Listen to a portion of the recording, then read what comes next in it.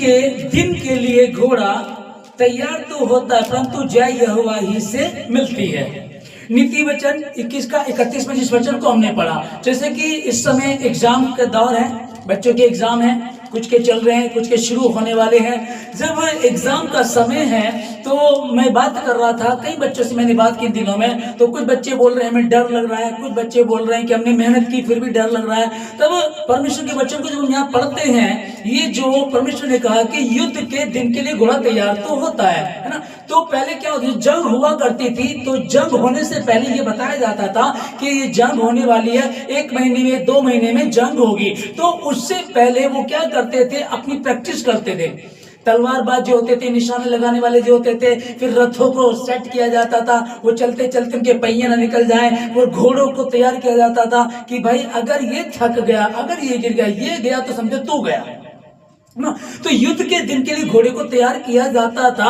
और यह लिखा कि तैयार होता तो है, उसको खूब बादाम खिलाएंगे, चने खिलाएंगे, मालिश करेंगे, विटामिन डी देंगे, धूप में रखेंगे, उसको बहुत मजबूत करेंगे ताकि जब युद्ध हो तो हम जीत सकें।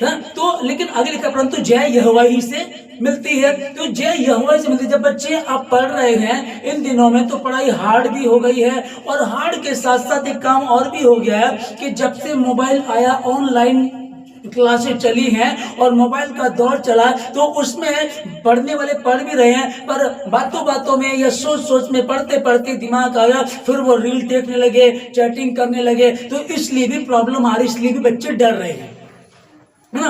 तो जब आपने तैयारी की है कि मैंने तैयारी कर ली, हमने घोड़े को तैयार कर लिया जंग के लिए, हमने खूब पढ़ाई भी कर ली है, जब आपने पढ़ाई की है तो अब आपको डर नहीं लगना चाहिए, बिल्कुल डर नहीं लगना चाहिए, क्योंकि हमने तैयारी कर ली है। हमने कोई मोबाइल नहीं चलाया, हमने जैसे साल के पूरे साल में पढ़ाई करनी होती है वैसे हमने पढ़ाई की है, तब डरने की जरूरत नहीं है। तब भी, लेकिन तब भी, जैसे कि अगली लाइन में लिखा परंतु जय यहोवा ही से मिलती है।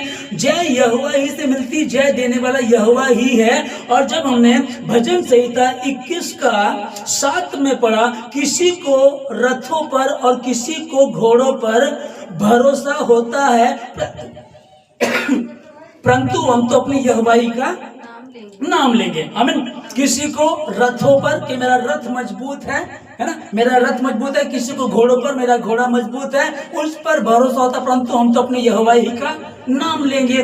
किसी को टीचर पे भरोसा है कि टीचर मेरा रिश्तेदार है, किसी को प्रिंसिपल हमारा जान पहचान वाला है, या जिससे हम ट्यूशन पढ़ रहे हैं वो मुझे पास करा देगी, या मैं बहुत इंटेलिजेंट हूँ, कई बार होता है, ठीक है ना। लेकिन इन सब बातों के होने के बाद भी हमारी सोच किस प्रकार की होनी चाहिए, हमें कैसी बातें करनी चाहिए, उसको हम इसको समझेंगे कि किस तरीके से आगे हमको चलना चाहिए। हम निकालेंगे